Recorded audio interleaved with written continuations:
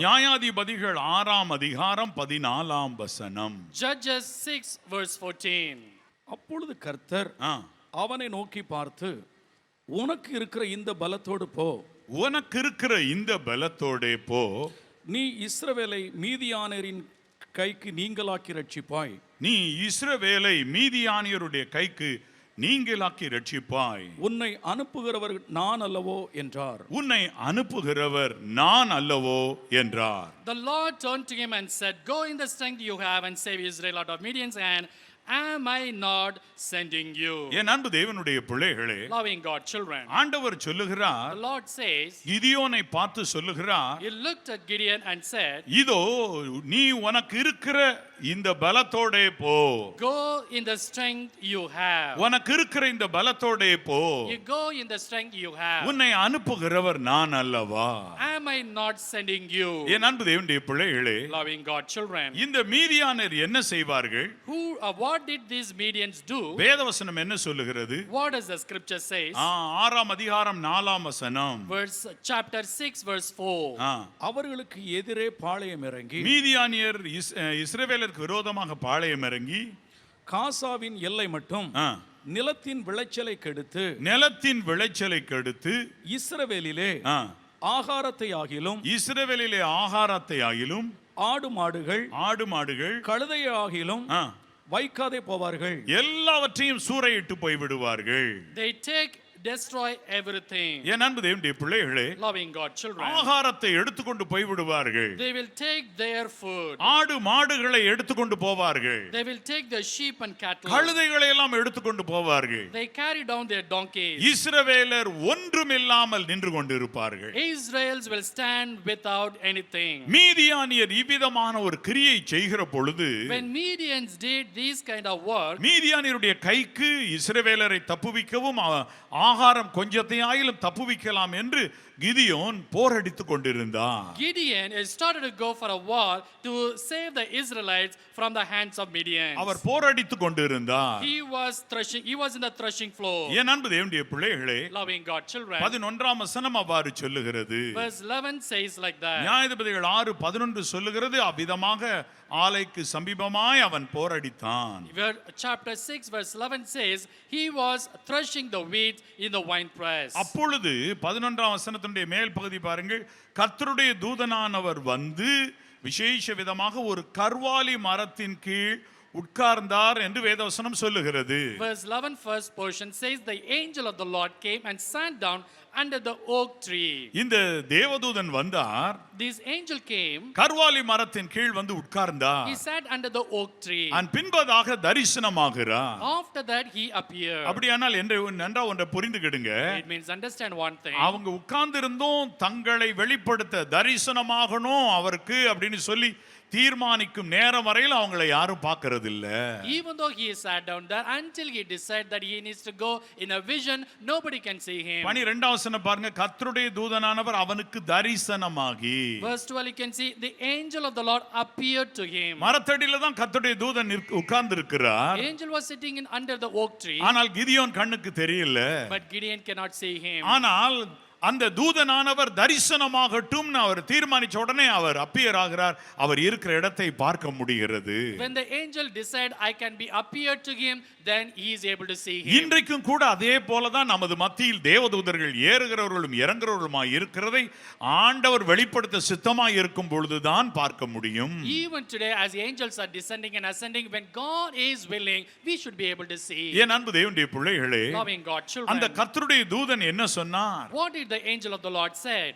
பராக்கிரமசாலியே, mighty warrior, உன்னுடனே கர்த்தர் இருக்கிறார். 12ஆம் வசனம் பாருங்க, கர்த்தருடைய தூதனார் அவனுக்கு தரிசனமாகி பராக்கிரமசாலியே கர்த்தர் உன்னோடே இருக்கிறார் என்றார். Verse 12 the angel of the Lord appeared to him, the Lord is with you. அப்பொழுது கிதியோன் என்ன சொன்னார் பாருங்க, 13ஆம் வசனம், அப்பொழுது கிதியோன் அவரை நோக்கி, என் ஆண்டவனே, கர்த்தர் எங்களோடு இருந்தால் இவையெல்லாம் எங்களுக்கு நேரிடுவானேன் என்று சொல்லி அவர் கேட்கிறார். Then Gideon said, Oh Lord, if the Lord is with that, why all these things happen to us? கர்த்தர் உன்னோடே இருக்கிறார். The Lord is with you. Gideon சொல்லுகிறார் கர்த்தர் கூட இருக்கிறார்னா ஏன் இதெல்லாம் நடக்குது? Gideon says if the Lord is with us, why these things are happening? என் அன்பு தேவனுடைய பிள்ளைகளே, Loving God, children. அதற்கான காரணம் முன்பதாக எழுதப்பட்டிருக்கிறது. The reason is written earlier. மீதியானியர் வந்து இஸ்ரவேலரை கீழே தள்ளி விடுகிறதற்கான காரணம் முன்னே எழுதி இருக்கிறது. The reason Medians came and pushed them the Israel down, reason is written there. ஆனால் அவருக்கு தெரியாமல் கிதியோன் தெரியாமல் நின்று கொண்டிருந்தான். But the Gideon did not see that. அப்பொழுது அவர் அழகாய் சொன்னார், Then he explained, நீ ஒன்று கவலைப்பட வேண்டாம், don't worry about that. உனக்கு இருக்கிற இந்த பலத்தோட போ. You go in the strength what you have. நீ இஸ்ரவேலை மீதியானியருடைய கைக்கு நீங்களாக்கி ரட்சிப்பாய். You will save the Israelites from the hands of the Midians.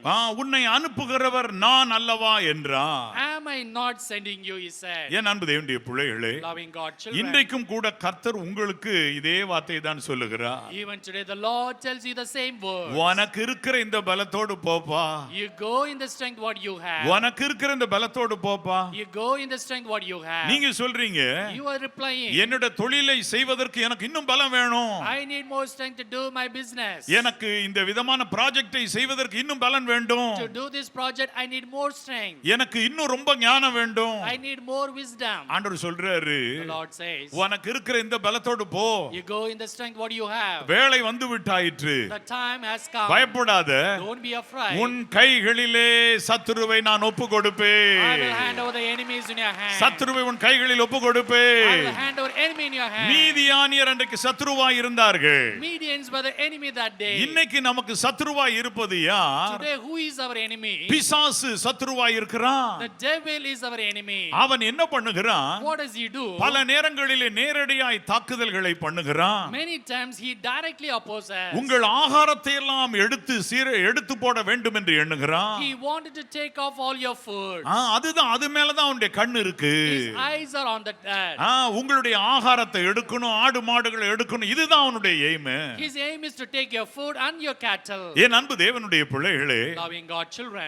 அது மேலதான் அவனுடைய கண்கள் இருக்கிறது. His eyes are on that one. ஆனால் ஒன்று, But one thing, உங்களை அழைக்கிறவர் உண்மை உள்ளவர். the one who called you is truthful. உங்களை இந்த உங்க குடும்பத்துல ஏறக்குறைய 10 பேர் 12 பேர் இருக்கலாமா இருக்கும். In your family, 10 or 12 people are there. 5 பேர் இருக்கலாமா இருக்கும். 5 people are there. ஏம்மா நீ தான் நடத்தம்மா அப்படின்னு உங்களை கையில கொடுத்திருப்பாரு. He has given, you can lead as you are given in your hands. அவர் சொல்றாரு, இப்போ உனக்கு இருக்க பலத்தோடு போ. He says you go in the strength what you உன் have. குடும்பத்தை நல்லா நீ நடத்தி பரலோகம் மட்டும் கொண்டு வந்துருவ, பயப்படாத. You will lead your family well and lead them to heaven. ஆண்டவர் இவ்வளவு பலம் போதுமா? Lord, this strength is enough. இன்னும் அதிக பலம் வேண்டுமா? I need more strength. இல்ல இவ்வளவு பலத்தோட போ, பயப்படாத. Don't worry, this strength is enough. நான் உன்னோடே இருக்கிறேன். I am with you. கைகளை வச்சு சொல்லுவோமா? ஹalleluya, Hallelujah. ஹalleluya. என் அன்பு தேவனுடைய பிள்ளைகளே, Loving God, children. நம்முடைய பலவீனங்களை குறித்து பரிதபிக்க கூடாத பிரதான ஆசாரியர் நமக்கு இல்லை. We do not have the high priest, do not understand our weakness. ஒரு குறிப்பிட்ட ஆசிரியை 4ஆம் வகுப்பு எடுத்துக்கொண்டிருந்தார்கள். A particular teacher was teaching the 4th standard. மற்ற எல்லா பிள்ளைகளும் அருமையான உடை உடுத்தி வந்திருந்தார்கள். The rest of the children were wearing a good clothes. ஆனால் ஒரு பிள்ளை மாத்திரம் அழுக்கான உடையோடு வந்து அமர்ந்திருந்தது. But one child was sitting with a dirty clothes. இந்த ஆசிரியை அந்த பிள்ளை குறித்து வேதனை. The teacher was not feeling bad about the ஒரு child. எரிச்சல். One irritation. ஏன் இவங்க வீட்ல நல்லா குளிப்பாட்டாம சரியான உடை உடுத்தாம அனுப்பி இருக்காங்க? Why in their house not giving bath, not giving good clothes? அந்த பையனுடைய பேப்பரை அவன் பாடத்தில் எழுதுகிறதை பார்க்கும்போது முட்டை மார்க் போடுவார்கள், சரியா அவன் எழுத மாட்டான், ஃபெயில் என்று போடுவார்கள். When you look at the answer paper, we'll put the 0, he will not write properly. Christmas வந்தது. Christmas came. எல்லோரும் தங்கள் அந்த ஆசிரியைக்கு தங்களால் இயன்ற ஒரு gift கொண்டு வந்து கொடுத்தார்கள். Everybody gave a gift with their ability to the teacher. இந்த பையனும் ஒரு பழைய பேப்பரில் சுற்றி ஒன்றை கொண்டு வந்து gift-ஆக கொடுத்தான். This boy also gave a gift wrapped with the old paper. அப்பொழுது அந்த ஆசிரியை இந்த பையனும் கொடுக்கிறது என்ன என்று திறந்து பார்த்தார்கள். The teacher wanted to open and see what is his gift. அது ஒரு பெர்ஃபியூம் பாட்டில், ஒரு சென்ட் பாட்டில். அது That was a perfume, a scent bottle. பாதி தான் அதிலே இருந்தது. Only half was there. என்றாலும் ஆனாலும் மற்றவர்கள் முன்பதாக அவனை உதாசீனப்படுத்த விரும்பாமல் தன் கைகளிலே 2 ஸ்ப்ரே அடித்துக்கொண்டு நன்கு மணமா இருக்கிறது என்பதை குறித்து மட்டும் சொன்னார்கள். She doesn't want to despise him, but in front of others, she said, it is looking good. அதன் பின்பதாக எல்லோரும் பள்ளி முடிந்தோன்னு எல்லோரும் கிளாஸிலிருந்து வெளியேறினார்கள். Later, everybody left home or from the school. இந்த மாணவன் வந்தான். This boy came. அவன் வந்து சொன்னான், இன்றைக்கு நீங்கள் என் அம்மாவை போல மனம் வீசுகிறீர்கள், என் அம்மாவின் மனம் போல இருக்கிறது. Today you smell, your aroma is same like my mother. என் அம்மா எப்படி வாசனையோடு இருப்பார்கள் அதே போல நீங்கள் இருக்கிறீர்கள். How my mother will smell, the same way you also smell வேகமாய் today. இவர்கள் உடனடியாக இவனுடைய முந்தின ரெக்கார்ட்ஸ் எல்லாம் எடுத்து பார்த்தார்கள். Immediately she took all his records. முதல் வகுப்பிலே இவன்தான் முதல் மாணவன். In the first standard he is the first student. இரண்டாம் வகுப்பிலே இவன்தான் முதல் மாணவன். Second standard he is a first student. ஆனால் அவர்கள் கடைசியிலே அந்த ஆசிரியர் எழுதியிருந்தார்கள், இவருடைய தாய் சுகவீனமான நிமித்தம் கடைசியில் சரியாய் படிக்காமல் இருந்தான் என்று சொல்லி. But the teacher has written the report, because the mother is sick, the student was not studying properly. மூன்றாவது வகுப்பிலே ஆசிரியர் எழுதியிருந்தார்கள், கீழே இவனுடைய தாய் மரித்து விட்டதினால் இவன் படிப்பில் மிகவும் மோசமாக இருக்கிறான், இவனை ஆற்ற யாரும் இல்லை. Third standard in the report she wrote, because mother passed away, no, he is not studying well. என் அன்பு தேவனுடைய பிள்ளைகளே, Loving God children, அவன் கொண்டு வந்து கொடுத்தது அவனுடைய தாயார் பயன்படுத்திய send. the one he gave a gift is the mother. தாயார் பயன்படுத்திய பெர்ஃப்யூம் பாட்டில் மீதம் இருந்ததை கொண்டு வந்து கொடுத்திருந்தான். She gave the bottle which his mother used. அந்த ஆசிரியை சொன்னார்கள், Then the teacher said, உன்னை இவ்வளவு நாள் புரிந்து கொள்ளாமல் இருந்தேனே பிள்ளை, I never understood you, student. நான் உன்னை முதல் மாணவனாக திரும்ப கொண்டு வருகிறேன். I will bring you back as a first அழகாக student. படிக்க வைத்தார்கள். She made it to study well. முதல் மாணவனாக 4ஆம் வகுப்பில் பாஸ் ஆனான். And the first he became a first class in the first standard. ஒவ்வொரு வகுப்பில் போகும்போதும் நல்ல மார்க்குகளை எடுத்து தேர்கிறானா என்று பார்த்து கொண்டே இருப்பார்கள். Every day he moves in the next class, he makes sure he score good marks. தன்னுடைய பள்ளி படிப்பை எல்லாம் முடித்த பிறகும் அவன் பின்பதாக காலேஜில் போய் சேர்ந்தேன் என்று கடிதம் எழுதினான். He finished his schooling and then he wrote a letter, he joined the college. காலேஜை முடித்து விட்டேன் என்று ஒரு விசை கடிதம் எழுதினான். Once he wrote the letter, I finished the college. அதன் பின்பதாக அவன் எழுதினான், என்னுடைய அப்பாவும் இறந்து போனார்கள், After that he wrote, my father also passed away. இப்பொழுது எனக்கு திருமணமாக போகிறது. Now I'm going to get married.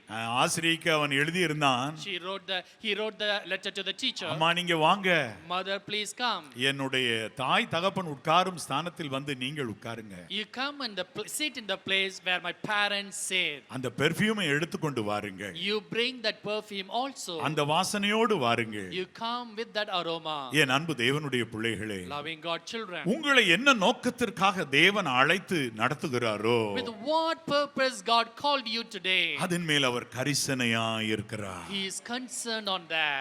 மற்றவர்கள் உங்களை பற்றி புரிந்து கொள்ள முடியாமல் இருக்கலாம். Maybe others are not understanding you. உங்களுக்காக ரத்தம் சிந்தி மரித்த இயேசு மகாராஜா உங்களை நன்கு புரிந்திருக்கிறார். King Jesus shed his own blood. He understands you. ஒரு தாய் தேற்றுவது போல நான் உங்களை தேற்றுவேன் என்று அதனால் சொல்லுகிறார். He says, as a mother comforts you, I comfort you. உங்கள் இருதயம் கலங்காதிருப்பதாக.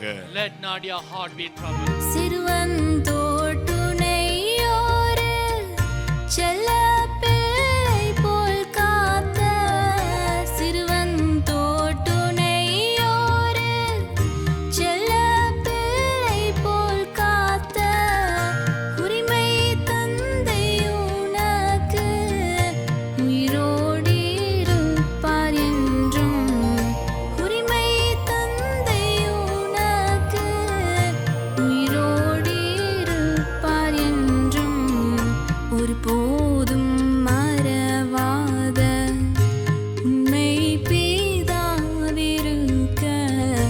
உனக்கென்ன குறை உண்டு மகளே. உங்கள் இருதயம் கலங்காதிருப்பதாக. Let not your heart be troubled. நீ போ, உனக்கு இருக்கிற இந்த பலத்தோடு You go in the strength what you have. நீதியானியருடைய கைக்கு இஸ்ரவேலரை நீங்களாக்கி நீ ரட்சிப்பாய். You will save the Israelites from the hands of Midian. நான் அல்லவோ உன்னை அனுப்புகிறேன். Am I not sending you? 2 நாளாகமத்திலே நீங்கள் படித்து பாருங்கள். Second Chronicle you can read. 35ஆம் அதிகாரத்திலே எடுத்துக்கொள்ளுங்கள். கர்த்தருக்கு அருமையாய் ஒரு பண்டிகை ஆசரித்த ராஜா இருந்தார். அவர் பேர் யோசியா. There is a Josiah who celebrated the festival for the Lord. இதை போல ஒரு பெரிய பண்டிகை இருந்ததில்லை என்று சொல்லப்படுகிறது போன்ற பெரிய பண்டிகையை ஆண்டவர் கொண்டாடினார். From the time of Solomon, this kind of festival never celebrated. ஆனால் அந்த இடத்தில் இருந்து பாருங்கள் 2:35-20 பாருங்கள். Second Chronicle 35 verse 20. யோசியா தேவாலயத்திற்கு அடுத்ததை திடப்படுத்தின இந்த எல்லா நடவடிக்கைகளுக்கு பின்பு எகிப்தின் ராஜாவாகிய நேகோ ஐப்ரோத்து நதியோரமான கர்கேமிஸ் பட்டணத்தின் மேல் யுத்தம் பண்ண வந்தான். அப்பொழுது யோசியாவுக்கு விரோதமாய் யுத்தம் செய்ய புறப்பட்டான். அவர் எகிப்தின் ராஜா ஒரு யுத்தம் பண்றதுக்கு வருகிறார். When the king of Egypt came for the war, அப்பொழுது யோசியா இவர் போய் அவர்கிட்ட சண்டை போறார். then Josiah went to fight with the 21ஆம் வசனம். அவன் இவனிடத்துக்கு ஸ்தானாதிபதிகளை அனுப்பி, யூதாவின் ராஜாவே, எனக்கும் உமக்கும் என்ன? நான் இப்போது உமக்கு விரோதமாய் அல்ல, என்னோடே யுத்தம் பண்ணுகிற ஒருவனுக்கு விரோதமாய் போகிறேன். நான் தீவிரிக்க வேண்டும் என்று தேவன் சொன்னார். தேவன் என்னோடு இருக்கிறார். அவர் உம்மை அழிக்காதபடிக்கு அவருக்கு எதிரடை செய்வதை விட்டுவிடும் என்று சொல்ல சொன்னான். It is not you I am attacking this time, but God has told me to go, hurry and stop opposing God who is with me, or he will destroy you. எகிப்தின் ராஜா சொல்றாரு, The king of Egypt said, தேவன் என்னோடு இருக்கிறார். God is with me. அவர் தீவிரமாய் போய் அந்த பட்டணத்தின் மேல யுத்தம் பண்ணுன்னு சொல்லி இருக்கிறார். He told me, hurry and fight against the city. அதுக்கு விரோதமா நான் போயிட்டு இருக்கேன். I am going against that. நீர் நடுவிலே வர வேண்டாம். You should not come in the middle. வந்து அழியாதிரும். Don't come and don't get destroyed. தேவன் என்னோடு இருக்கிறார். God is with me. இங்க வந்து மோதாத. Don't come and fight here. மோதினால் நீர் மரித்து போவி. If you oppose, you will die. அழிந்து போவி. You will be destroyed. பாருங்க 22ஆம் வசனம். ஆனாலும் யோசியா தன் முகத்தை அவனை விட்டு திருப்பாமலும் நேகோ சொன்ன தேவனுடைய வாயின் வார்த்தைகளுக்கு செவி கொடாமலும் அவனுடைய யுத்தம் பண்ண வேஷம் மாறி அவனும் போய் யுத்தம் பண்ண போனார். உடனே ஒருவன் அம்பைதான், அதிலே அவர் செத்து போனார். Verse 22, he disgraced himself, engaged him in the battle. He would not listen to him, but in the war he died. தேவன் நேகோவை ஒரு காரியத்திற்காக நடத்துகிறாரு. God is leading Nego for particular mission. யோசியா போய் அதுல போய் உள்ள விழணும். Josiah, why should he go inside? என் அன்பு தேவனுடைய பிள்ளைகளே, Loving God ஆகவே children. தேவன் நம்மை ஒரு நோக்கத்திற்காக அழைத்து நடத்தும் பொழுது When God called us for some mission and leading us, ஒரு சிலர் மதியீனமாய் உள்ளே வந்து விழுவார்கள். some people with the foolishness, they will come middle. ஞானமே இருக்காது. No wisdom at all. கர்த்தருடைய வார்த்தையை நேகோ சொன்னார், தேவனுடைய வார்த்தையை சொன்னார். The Nego said the Lord's word. நான் உமக்கு விரோதமா வரல. I am not opposing you. தேவன் சொன்னபடி நான் போயிட்டு இருக்கிறேன். I am going the way the Lord is leading me. உள்ளே வராதிரும். Don't come inside. ஒருவன் பாருங்க, அம்பை தான் கரெக்ட்டா இந்த ராஜாவின் மேல் பட்டது. யோசியா என்ற ராஜா ஆண்டவருக்கு எவ்வளவு காரியம் செய்த போது அவர் மரித்து போனார். Somebody sent the arrow. The Josiah did lot of work, but still he died. நேகோ என்கிற அந்த ராஜா எவ்வளவு வருத்தப்பட்டிருப்பார். The king Nego, how much he felt bad. அவர் பாருங்க, எகிப்தின் ராஜா, அவர் சொல்றார், தேவன் என்னோட இருக்கிறார். He is the king of Egypt. He said the Lord is with me. தேவன் சொன்னபடி நான் போகிறேன். I am going the way the Lord told me. ஆண்டவர் சொல்லுகிறார், The Lord says, நீ பயப்படாத கிதியோன், don't be afraid, உன்னை Gideon. அனுப்புறவர் நான் அல்லவா? Am I not sending you? வானத்தையும் பூமி உண்டாக்கினவர் அல்லவா? Am I not created the heaven and earth? நீ போ, You go. இஸ்ரவேலரை மீதியானியருடைய கைக்கு தப்புவித்து ரட்சிப்பார். You save the Israel from the hand of the Midian. ஏராளமான ஒட்டகங்களோடு ஒவ்வொரு முறையும் வருவார்கள். They will come with a lot of camels every time. ஆகாரத்தை எடுத்துக்கொண்டு போவார்கள். They will take all the food. அதோடு ஆடு மாடுகள் மிருக ஜீவன்களை எடுத்துக்கொண்டு போவார்கள். Along with that, they will take all the cattle. ஆனால் இப்பொழுது காரியம் மாறுகிறது. But the situation is changing now. இஸ்ரவேலரின் நடுவே ஒருவர் எழும்புகிறார். A person rised up among the Israelites. Gideon எழும்புகிறான். Gideon rised up. Gideon எழும்புகிறான். Gideon rised up. கர்த்தரிடத்தில் கிதியோன் பேசினப்ப கர்த்தர் சொன்னார், When the Gideon spoke to the Lord, he replied, பெரிய யுத்தம் மாதிரி நீ செய்ய வேண்டியது இல்லப்பா. you don't have to do as a big war. ஆண்டவர் The சொன்னார், Lord said, இதோ ஒரு மனுஷனை முறியடிக்கிறது போல. பாருங்க, நியாயாதிபதிகள் 6:16 பாருங்க, ஒரே மனுஷனை முறியடிக்கிறது போல நீ மீதியான இஸ்ரவேலர் அத்தனை பேரையும் முறியடிப்பா என்றார். ஒரு மனுஷனோட சண்டை போட்டு கீழே விழ தள்ளுறது போல, ஏன்னா பட்டயம் ஆயுதம் கூட இருக்கிற மனுஷன் இல்ல, ஒரே ஒரு மனுஷன் வர்றான், அவன் கூட சண்டை போட்டு ஜெயிக்கிறது மாதிரி மீதியானர் முழு கூட்டத்தையும் திரளான கூட்டத்தையும் ஜெயிச்சிருவோப்பா. Judges 6:16 it says, as you fight against the one single man, you will fight against the entire Midian and you will take victory. என் அன்பு தேவனுடைய பிள்ளைகளே, Loving God children, ஆகட்டும் ஆண்டவரே, let it be so, Lord. அப்படி நீர் என்னை அழைக்கிறனால் எனக்கு இருக்கிற பலத்தோடு போகணும்னு சொன்னா சரி நான் வர்றேன். If you call me like that, if you say send me in this strength, yes, I will go. நான் வர்றேன். I will come. என்ன செய்யணும்? What should I do? அன்று இரவிலே கர்த்தர் பேசினார். That night the Lord spoke. கர்த்தர் சொன்னா, The Lord said, உன்னுடைய வீட்டு எல்லையில் சில குறைபாடுகள் இருக்கிறது. there are something wrong in your border. நான் உன்னை அநேகருக்கு பிரயோஜனமாய் வைக்கும் முன்பதாக, Before I keep you useful for many people, உன்னுடைய வீட்டில் இருக்கிற இந்த குறைபாடுகள், வீட்டை சார்ந்து இருக்கிற குறைபாடுகள் இதெல்லாம் நீக்குப்பா. the shortcoming in your family and around your border, you have to remove that. மற்றவர்களுக்கு பயந்ததினால் பகலிலே அதை செய்யாமல் இரவிலே போய் அதையெல்லாம் செய்து முடித்தார். Because he is afraid of hours, he did not do in the daytime, he completed in the night time. என் அன்பு தேவனுடைய பிள்ளைகளே, Loving God children, உங்கள் முழு குடும்பத்தை ஆண்டவர் உங்களை நடத்த கைப்பிடித்திருக்கலாம். the Lord has taken you to lead the entire family. உங்களுடைய உற்றார் உறவினர்கள் எல்லோரையும் நடத்துறதுக்கு உங்களை கைப்பிடித்திருக்கலாம். He has chosen you to lead your near and dear. ஆண்டவர் உங்களை நடத்த போகும் பொழுது When God is going to lead you, உங்க எல்லைகள்ல ஏதேதோ சில குறைபாடுகள் இருக்கின்றன. in your border there are something is shortcoming. அந்த காரியங்களை முதலாவது நீக்குங்க.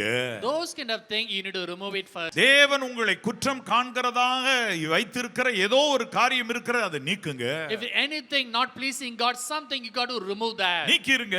You have to remove that. அதன் பின்பதாக ஆண்டவர் உங்களை நடத்த தொடங்குவார். After that the Lord will start to lead you. நீங்கள் எழும்பும் பொழுது, As you rise up, கர்த்தர் உங்களை நடத்துகிறபடி நீங்கள் ஓடும் பொழுது, as you run the way the Lord lead you, பின்னாட்கள் அதை சரி பண்ணலாம் நினைக்காதீங்க. don't think you will make it all right later. அந்த ஒரே ஒரு குறைபாடு உங்களை கீழே தள்ள பார்க்கும். That one shortcoming may put you down. சரி பண்ணுங்க. You need to make it all right. சரி பண்ணுங்க. Make it all right. எதிலே நீங்கள் தேவனுக்கு முன்பதாக குறைவாக காணப்படுகிறீர்கள்? Wherever you've been found guilty in front of the Lord, உங்களுடைய தனிப்பட்ட எல்லையில் எது இருக்கிறது? what is in your own borders, சரிப்படுத்துங்க. you ought to make it all right. அதன் பின்பு தேவன் உங்களை கரம் பிடிப்பா.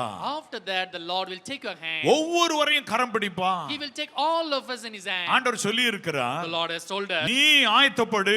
you get ready. உன்னோடே கூடின கூட்டத்தை ஆயத்தப்படுத்து. You make the crowd with you, make them ready. நீ அவர்களுக்கு காவலானாய் இரு. You need to be the watchman for them. என் அன்பு தேவனுடைய பிள்ளைகளே, Loving God children, ஆமா, உங்களுடைய வீடு ஒரு சிறு பட்டணம் போலதானே. your house is like a small city. இன்றைக்கு ஒரு சிறிய எல்லையில் இருக்கிறவர்களாய் நீங்கள் எண்ணிக்கொள்ளலாம். Maybe you are in a small border.